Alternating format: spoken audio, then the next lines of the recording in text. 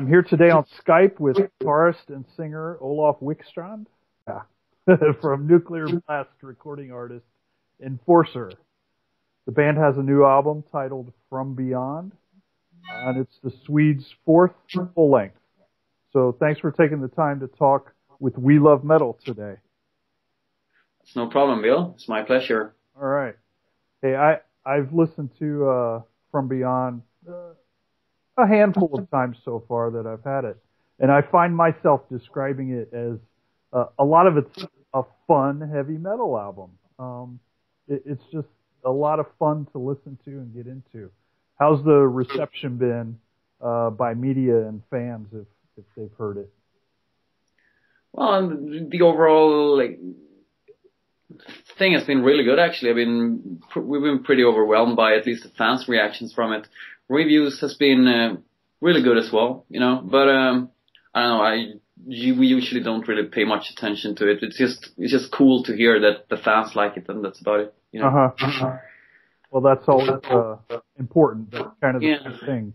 Usually, it's like what's most important is what sort of your closest friends think about it, you know. Because in the end, I would say that the music that we do mostly for ourselves, and then But it's always cool when people appreciate it, and you really, and it's sort of surprise you sometimes as well. But it's cool. Okay, good. Yeah, you know, you've kind of stuck to your guns over the years and have this. I think it sounds like a burning desire for some of the original traditional metal, speed metal from the '80s. Is that something you look to do on purpose, or just, you know, that's what you love to do?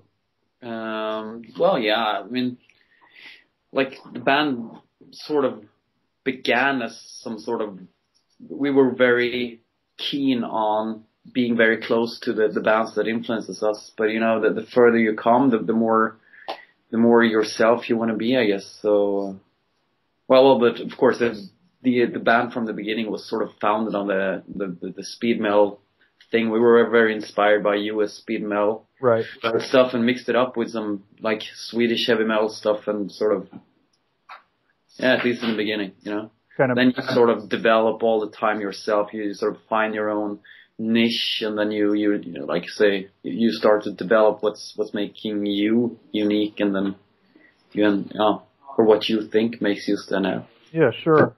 Who are some of those specific influences you guys look to?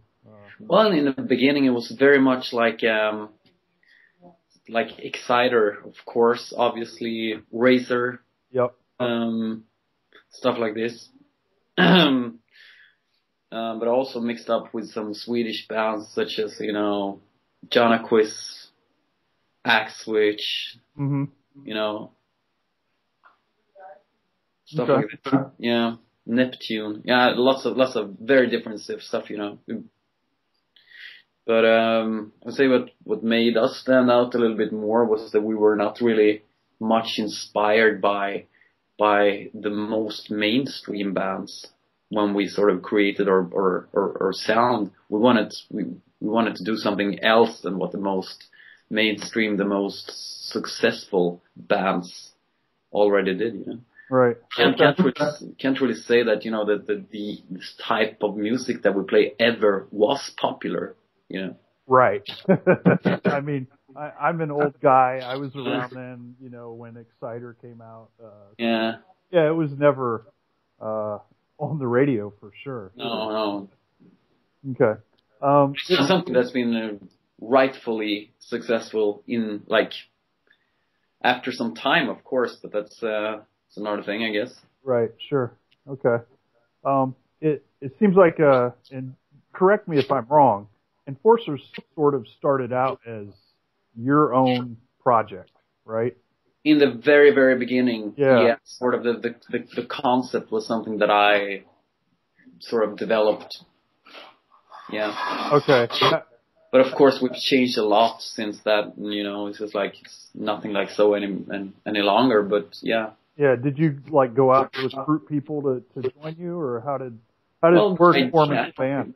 The idea from the very beginning was not to have an actual band. It was just that, you know, I had a few songs in mind, a few ideas, and just that I wanted to get out, and I was playing lots of thrash and death metal stuff by that time, and couldn't really channel this type of music.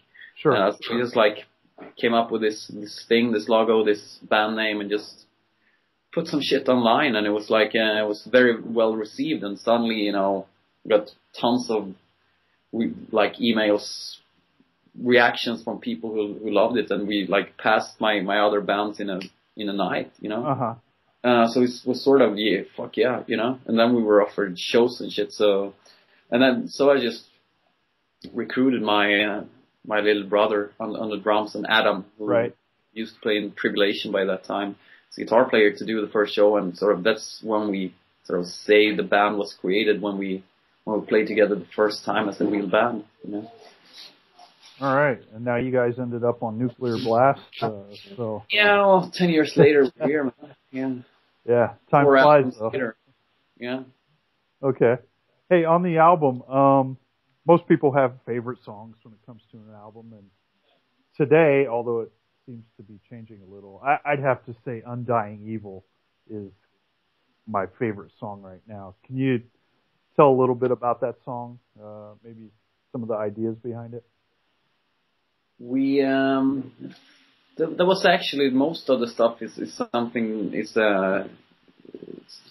riffs and melodies that Jonas, came up with. Sort of jammed it first together in a completely different version, so basically it was one of the first ideas that we ever had for the From Beyond record, but it ended up as the last complete song to the album. Oh, really? Yeah, because we decided that was a little bit too soft, or didn't really fit with the concept very well. Huh. But like when we had all the other songs ready, we sort of was playing this demo that Jonas had, and we were feeling like, fuck, we rewrite it a little bit, and so it basically ended up this way. Yeah. Okay. Yeah, well, hey, I think it turned out pretty well. So. Yeah, I think so too. I'm really happy with that too. Kind of one of the other unique songs, I think, is Mask of Red Death. Any story on that one? That's also Jonas' song from the beginning. Like a funny story about that could be that it was like basically the main riff of the song was written as like on piano, and was meant to be originally some sort of a movie theme or something. But for Jonas is writing music lots to movies and TV series and stuff like this, and but we sort of he came up with the idea that he wanted to try it on guitars and drums, and we played it together, me and him, and it was like turned out really, really heavy, so we sort of made a song out of it. Okay, cool. And the sort of the idea with it was to try to break this normal structures of songs that we had on most of the songs on the record already. So we're verse, chorus, kind of things. We wanted to have a thing that came from point A to point B, Sure. A more moving thing, and it's I think it turned out pretty well. All right, yeah, I'll have to go back and listen to it for that kind of movie theme music. That's a cool way to think about it, I think. Yeah, thanks. All right, couple of maybe personal questions, not too personal. How did you get your start in music in general and metal specifically? Music in general, I don't know. I mean, my parents are sort of musicians, especially my dad, and obviously Jonas' dad as well, and he sort of drilled us very early into music, before we even can remember it, I'm pretty sure. So music's always been there. Heavy metal entered my life, I think it was 91 or 92, hearing Metallica's Black Album for the first time. Thought it was really, really cool. Mm-hmm. And it's been with me ever since that. And I sort of developed sort of very strong taste for it. Yeah, obviously. So yeah, it's like 98% of my life or something. I don't know. Okay. I'm sure you spend a lot of time on your music, playing, writing, but what do you enjoy to do outside of music? That's a good question. Not much. No? No cooking, no skydiving. Yeah. Well, it's skydiving. I never tried, but it looks like a pretty fucking awesome thing to do. Yeah. Maybe I'll discover it and then I quit music. All right. Become a professional. No, I don't know. Oh, I mean, compared to the music, it's nothing worth mentioning. Right. Like ice hockey. Okay. Yeah. Yeah. Do you play or just? I used to, but that was a long time ago. Okay. Yeah. Time takes its toll. So. Yeah. I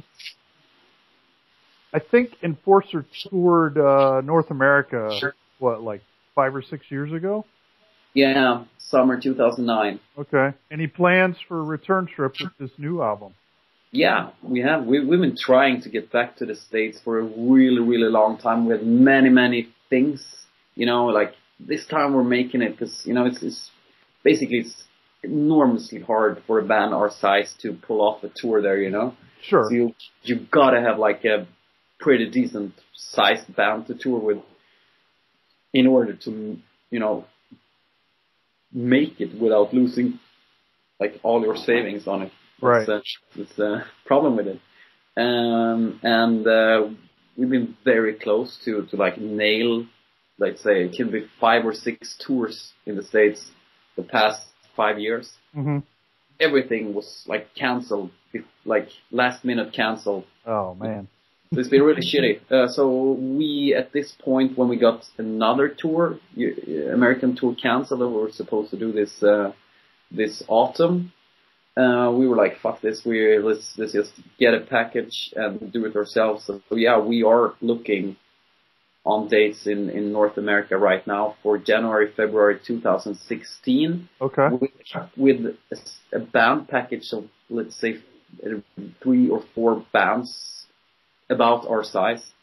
So it will be a really, really cool thing, I think. We'll see what exactly will turn out to be. I haven't really heard much more about it, but that's what we're aiming at least at the moment. So, which, if we do it ourselves, then it will most likely happen, Yeah.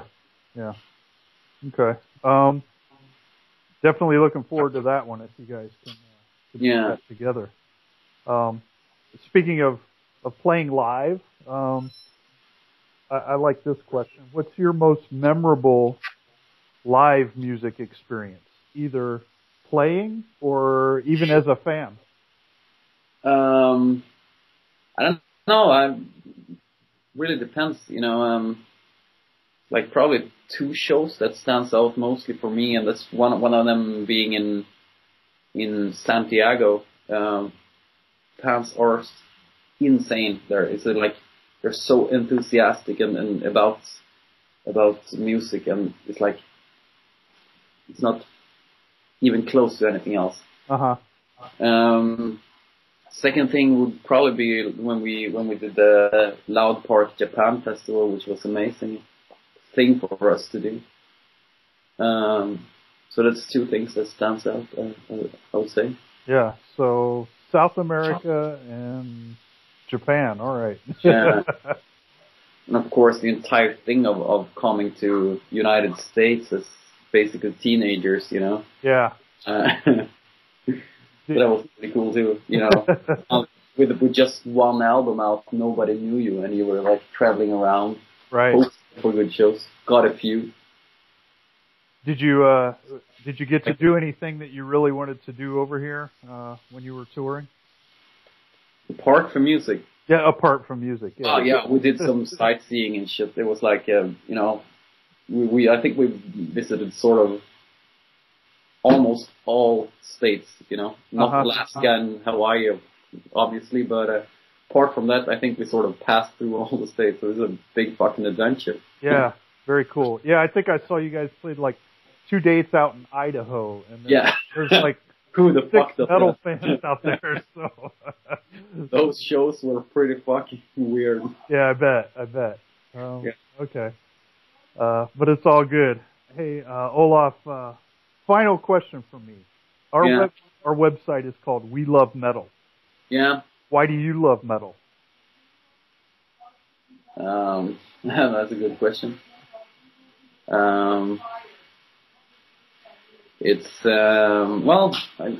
Because it's really, I have no good answer on that. It